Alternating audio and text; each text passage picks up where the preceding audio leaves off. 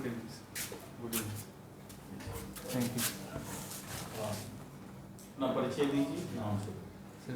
मैं 2012 में मिथिला यूनिवर्सिटी से फिलॉसफी से ऑनर्स किया है और वर्तमान में शिक्षक के रूप में कार्यरत हूँ और 2014 से मैं शिक्षक के रूप में कार्यरत हूँ।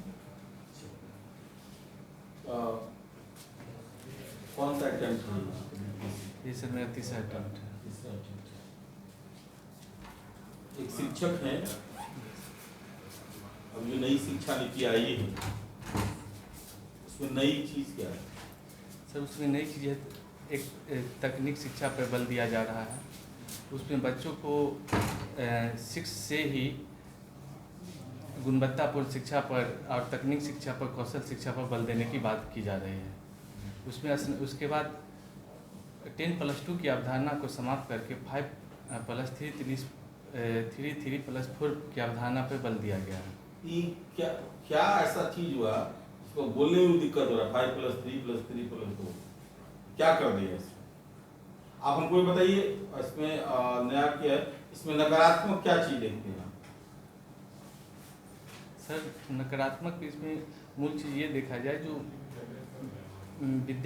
विश्वविद्यालय जो विश्व स्तर के आएंगे उसमें बिहार के, उसमें जो शिक्षक हैं, जो गुणवत्तापूर्ण शिक्षक होंगे, योग्य शिक्षक होंगे, वो उधर पलायन कर जाएंगे और भारत के जो मूल विश्वविद्यालय है उसमें शिक्षक का अभाव होगा। दूसरा, इस शिक्षा में जो त्रिभाषा स्तर की जो व्यवस्था की गई है। त्रिभाषा की व्यवस्था की गई है? जी जी, मुझे तो नहीं पता ऐसा इसमें व्यवस्था की गई। जैसा मुझे संज्ञान है सर। इसमें तो 2 भाषा है, एक तो लोकल लैंग्वेज करना है, Yes. ठीक है, दूसरा आपका राष्ट्रभाषा है। अंग्रेजी को तो विषय के रूप में लिया गया है ना, Yes, तो yes. भाषा त्रिभाषा कैसे हुई? Sorry sir. चलिए और बोलिए नकारात्मक हुई। सर मुझे इतना ही। अच्छा, जो स्किल एजुकेशन पर एम्फेसिस किया गया जैसा आपने कहा, इसका क्या पॉजिटिव क्या होगा? इससे सर हम जहाँ तक देख रहे हैं, हमने जैसा शिक्षक का जब से मैं शिक्षक हूँ मैंने अनुभव किया है कि बहुत सारे ऐसे पेरेंट्स हैं जो कम उम्र में ही या अंडर प्राइमरी में ही अपने बच्चों को विद्यालय से हटा लेते हैं, क्योंकि उनमें ये हमेशा शिकायत रहती है कि आगे पढ़ के वो करेगा क्या, उसके पास कोई स्किल नहीं है। तो एक हमेशा क्या होगा, उसका शिक्षा का जो स्तर है उच्च स्तर तक जाएगा विद्यार्थी। दूसरा, जो जिस क्षेत्र में कौशल होगा उसी क्षेत्र में उसको रोजगार मिल जाएगा। यही मैं पूछना चाहता था, स्किल मतलब ये रिलेटेड है रोजगार से।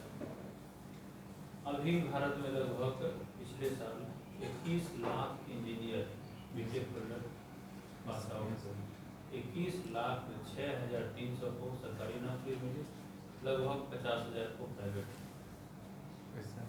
तो ये तो फौज खड़ा कर रहे हैं हम लोग। सर एक्चुअली स्किल के माध्यम से ये नहीं होता है कि हम कहीं रोजगार करें, हम रोजगार पैदा भी कर सकते हैं, इसका एक ये भी थीम होता है। इसीलिए रोजगार पैदा करने की ओर बिहार सरकार की क्या पहल है? वर्तमान में तो सर कुछ संभावना वर्तमान में नहीं है, लेकिन फिर भी बिहार सरकार नई उद्योग नीति बनाई थी कुछ दिन ये पहले। जो स्किल जो बच्चे बीटेक बीए सब चीज किए हुए हैं, वो उनको रोजगार अगर नहीं मिला किसी संस्थागत क्षेत्र में, तो उसके लिए कोई अगर वो रोजगार शुरू करना चाहता है, उसकी ओर भारत सरकार या बिहार सरकार की क्या पहल है? अच्छा सर, उसके लिए सर बिहार सरकार अभी वर्तमान में आत्मनिर्भर भारत की योजना के तहत अभी है आत्मनिर्भर से पहले सर, सॉरी सर अभी मुद्रा योजना नाम जी सुने? जी जी मुद्रा योजना, मुद्रा का फुल फॉर्म बोलिए तो? माइक्रो फाइनेंस कुछ करेंगे स्टार्टअप्स में। जी सर, निश्चित स्टैंडअप यस सर। किससे संबंधित? वो भी सर इसी से रोजगार के लिए ही शुरू किया गया। प्रधानमंत्री कौशल विकास योजना है, उसका लक्ष्य है ना यस सर। कि स्किल वर्कर को देना। 4 योजना बताइए जहाँ पर उसको खपाया जाएगा, जिसके लिए सेंटर्ड किया गया कि 4 योजनाओं में स्किल वर्कर को रोजगार दिया जाएगा, ये उसका यूज किया जाएगा।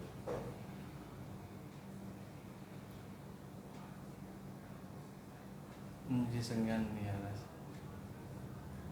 अच्छा बताइए, अभी जो बिहार है तो भारत भी मिश्रित खेती पर निर्भर करती है, बिहार उसमें भी ज़्यादा इंक्लाइंड है एग्रीकल्चर से। इसमें आप किस तरह से देखते हैं कि इसका जो रोजगार सृजन का जो पहल है, चाहे पब्लिक का हो या गवर्नमेंट का, वो कैसा आपको कैसा अनुभव होता है, अपॉर्चुनिटी कैसा है?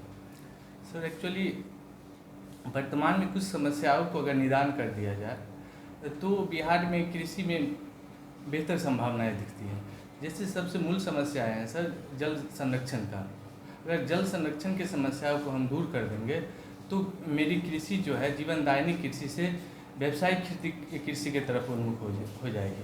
दूसरी, वर्तमान में जल जीवन हरियाली योजना जो चल रही है, उस योजना का मूल तो थीम है पर्यावरण को संतुलन करना, जल का संरक्षण करना और उसके बाद है हरित आवरण को बढ़ाना। इसका एक अप्रत्यक्ष रूप से ये फायदा है जो इसके अंतर्गत फलदार पौधे भी लगाए जा रहे हैं, जिससे फल के उत्पादन में भी बिहार अव्वल हो सकते हैं। दूसरा, जल उत्पाद जो है उसमें भी हम बेहतर कर सकते हैं, जैसे सिंघाड़ा का उत्पादन, मखाना का उत्पादन, मछली का उत्पादन। इनलैंड फिशरीज में बिहार का कौन सा पोजीशन है? उन्हीं आइडिया से बिहार फिश कंजम्पशन में, खाने में किस पोजीशन पर होगा? वो भी संज्ञान जैसे बिहार सरकार ने हाल ही में फिश के लिए नई तकनीकी अपनाई जो इजराइल से आया थी, कौन सी तकनीकी है? नहीं आइडिया से। अच्छा, शिक्षा टीचर हैं बिहार में अभी 12,000 स्कूलों को चिन्हित किया गया है, जिसमें जितने शिक्षक की संख्या उससे कम बच्चे इन्वॉल्व हैं। इसको बंद करने के लिए कहा गया, क्या कारण हुआ इसका? फिर से सर रिपीट। लगभग आपके स्कूल में कितने बच्चे हैं? मेरे स्कूल में सर 4 से 7 बच्चे हैं, ठीक है, 5 हैं सर। आपको क्या लगता है ये गुणवत्ता दे सकता है? नहीं सर, निश्चित नहीं है सर। क्या कारण होगा? सर मैं मूल फोकस ये करना चाहूँगा कि मुझे जहाँ तक अनुभव है अधसंरचना का अभाव है, एक कारण है। दूसरा कारण है क्या, गुणवत्तापूर्ण शिक्षक और प्रशिक्षक का भी अभाव है। तीसरा कारण है सर जो पेरेंट्स बच्चों के अधिकार में अपना अधिकार उसमें देखते हैं, आच्छादन करते हैं, बच्चों के अधिकार में भी अपना आच्छादन करते हैं, जिसके कारण भी गुणवत्तापूर्ण शिक्षा नहीं। जैसे बच्चों के लिए जो पोशाक की राशि आती है, पुस्तक की राशि आती है, उस सब का उपयोग पेरेंट्स बच्चों के लिए नहीं करके वो खुद अपने भोजन यापन में करते हैं, जीवन यापन में करते हैं। कारण क्या है इसका? इसका कारण सर गरीबी है, निर्धनता है। ये जो मिड डे स्कीम है, इसने क्या क्रांतिकारी परिवर्तन किया है शिक्षा में? सर मिड डे मील के माध्यम से बच्चों में जो कुपोषण की समस्याएं थी वो खत्म हुआ है। दूसरा, ड्रॉप रेट जो ज़्यादा था उसमें वृद्धि हुई है, ड्रॉप रेट में कमी हुई है। चलिए, अभी भारत का जो दुनिया की जो पटल है उस पर योगदान अच्छा रहा। कोरोना संकट में क्या क्या योगदान रहा? कोरोना संकट में सर हमने सार्क देशों के साथ भी संबंध स्थापित किया है, क्या किए? मतलब उसके मतलब जागरूक किए हैं, फंड बनाने की हमने पहल की है। उसके बाद हमने कई देशों के साथ सहयोग करके कोरोना के बारे में जागरूक किया है लोगों को। जैसे सर हमने किट का भी निर्यात किया है, जैसे नेपाल में किया है।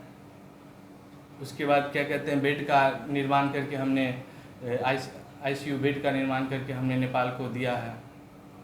इस तरह से हमने उसको मदद किया है। यूनाइटेड नेशन सिक्योरिटी काउंसिल में अभी भारत टेम्पररी मेंबरशिप मिला है। इसको परमानेंट मेंबरशिप के लिए कैसे देखते हैं आप? ये मिलना चाहिए या नहीं मिलना चाहिए? दावेदारी कैसा है भारत का?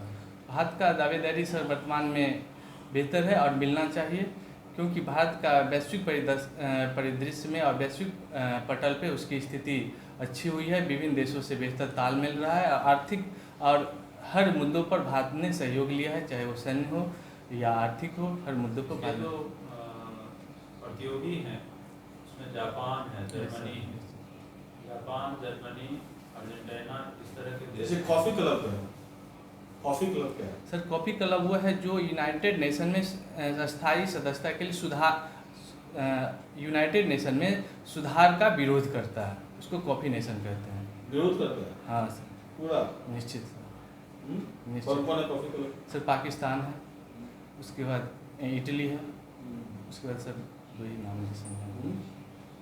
अर्जेंटीना। हाँ अर्जेंटीना है और एक चीज में ध्यान चलिए बाद में भारत का यूनाइटेड नेशन में जो भी योगदान रहा, चाहे इस तरह से जो सोशलिस्ट वर्क है या जो भी वर्क है, इसको ध्यान में रखते हुए अभी भारत को एक और अतिरिक्त जवाबदेही दिया गया है वर्ल्ड लेवल पर। किस क्षेत्र में? मुझे संज्ञान में नहीं। WHO में कुछ योगदान दिया गया है भारत? नहीं यार। ये बताइए, एकमात्र इंटरनेशनल कोर्ट ऑफ जस्टिस के न्यायाधीश बने हैं जिनकी सुरक्षा परिषद में मंजूरी भी नहीं मिली। ऐसा माना जाता है कि इससे पहले जितने भी सुरक्षा परिषद में या महासभा की मंजूरी आवश्यक है, एकमात्र व्यक्ति ऐसे बने हैं जिसको महासभा या सुरक्षा परिषद से मंजूरी नहीं। संज्ञान में नहीं यार। महासभा के सचिव कौन है? अभी ऑन्टियो गुटेरेस सर। कहाँ के हैं? तो सर सॉरी सर,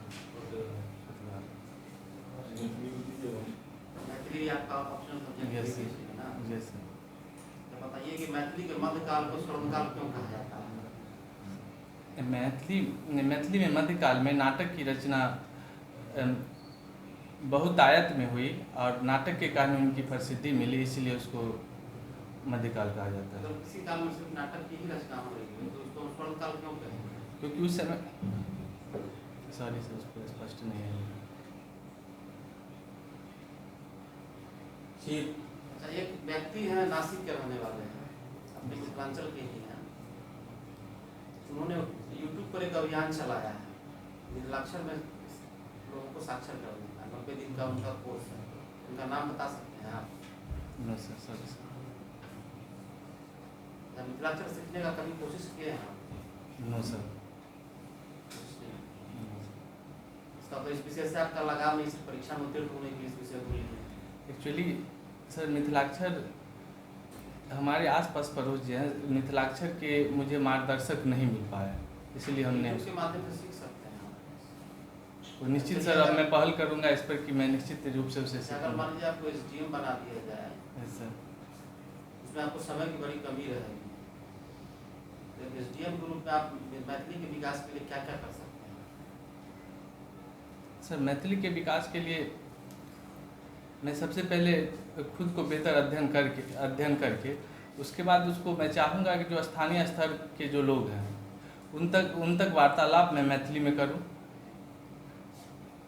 और अगर आप मिथिलांचल बेल्ट में तभी इसका प्रयोग कर पाइएगा, किसी दूसरे क्षेत्र में ऐसे कि आपको भोजपुर में दे दिया, वहाँ भोजपुरी चलता है, तो वहाँ तक उसको प्रयोग कर नहीं पाइएगा। सॉरी सर, इसमें नहीं सोचिए, बताइए। मैंने अगर आप भोजपुर में भी हैं, अगर आप, तो कोई ऐसा माध्यम है जिसके माध्यम से आप इसके विकास में अपना योगदान दे सकते हैं? निश्चित सर, मैं पत्रिका के माध्यम से मैं कोई किसी भी विषय पर, सामाजिक विषय पर उसको ई-लाइब्रेरी सुने हैं? जी सर, ई-लाइब्रेरी। ई-लाइब्रेरी से इंटरेस्ट नहीं कर सकते? हाँ निश्चित सर। अच्छा, आप एक शिक्षक हैं, अगर आपको एक शिक्षक को परिभाषित करने के लिए कहा जाए तो क्या क्या बताइएगा? शिक्षक क्या होता है, बताइए तो।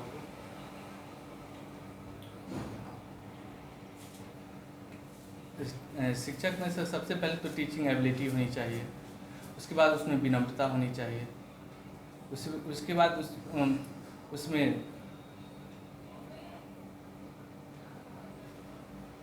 शिक्षक का सबसे मुख्य काम क्या है? मुख्य काम है क्योंकि आपकी क्लास में मान लीजिए कि 50 बच्चा है, सब बच्चा का अलग अलग मेंटल लेवल है, आप पढ़ाते हैं सबको एक जैसा, लेकिन सब फिर भी सब बच्चा अलग अलग लेवल पर है। आपका काम क्या है? मेरा मुख्य काम है सभी बच्चों सभी बच्चों के मानसिक स्थिति को देखते हुए उसके अनुरूप पढ़ाना सिखाना। शिक्षा और ज्ञान में क्या अंतर होता है?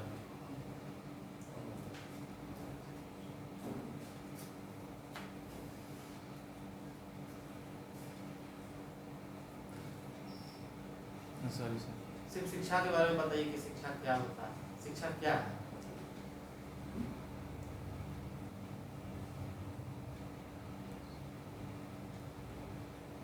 थोड़ा समय लीजिए, सोचिए, बताइए।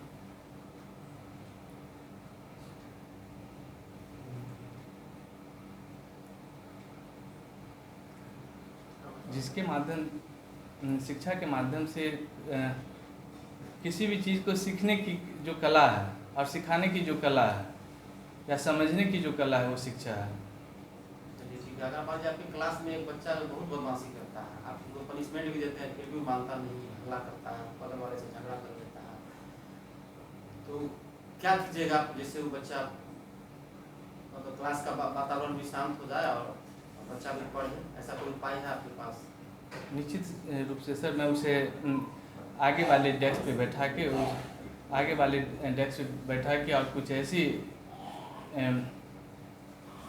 स्टोरी कहूँगा जिससे वो बच्चा कुछ देर के लिए शॉर्ट स्टोरी कहूँगा जिससे वो बच्चे को पढ़ने में या प्रेरणादायक कुछ स्टोरी कहूँगा जिससे वो बच्चे पढ़ने के प्रति जागरूक हो जाए। इसके अलावा और कोई रास्ता दूसरा?